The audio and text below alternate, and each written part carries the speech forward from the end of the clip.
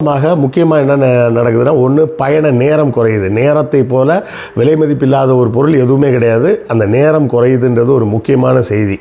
ரெண்டாவது, எரிபொருள் மிச்சமடையுது. 1/3 எரிபொருள் மிச்சமடையுது. அது மட்டும் இல்லாமல் விபத்துக்கள் தவிர்க்கப்படுது. முன்னாடிலாம் இன்னொரு விஷயத்தை நான் சொல்ல மறந்துட்டேன். இந்த உளுந்தூர்பேட்டைன்னு ஒரு ஏரியா இருக்குங்க. அங்கே ஒரு லெவல் கிராசிங் வந்ததுன்னு வச்சிங்களேன். இப்போ அண்ணா சாலையில் எப்படி டிராஃபிக் இருக்குது, அது மாதிரி ராத்திரியில் டிராஃபிக் ஆகும். வர்ற பஸ்ஸு அதுவும் முதல்ல தனியாக ப்ரைவேட் வராமல் இருந்தப்போ திருவள்ளூர் மட்டும்தானே இருந்தது. அதன் பிறகு ப்ரைவேட் பஸ் எல்லாம் வந்ததுக்கப்புறம் நிறைய ஆம்னி பஸ்ஸஸ் வர ஆரம்பிச்சிது. அப்போ என்ன ஆகுனா, ரோடு அகலம் கம்மியாக இருக்கும், அது லெவல் கிராசிங் ஆகிடும். அந்த லெவல் கிராசிங்கில் 2 பக்கத்தில் இருக்கிற வாகனங்களும் கடந்து போகிறதுக்கே பார்த்திங்கன்னா கிட்டத்தட்ட 1 மணி நேரத்துக்கு மேலே ஆகிடும். ஒரு லெவல் கிராசிங்கை கடக்கிறதுக்கு 1 மணி நேரம் 1.25 மணி நேரம் ஆகும்.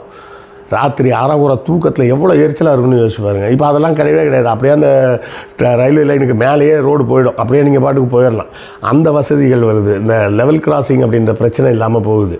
இப்படி பல்வேறு வகையில் இந்த டோல்கேட்டுகள் நமக்கு பயன் தருது.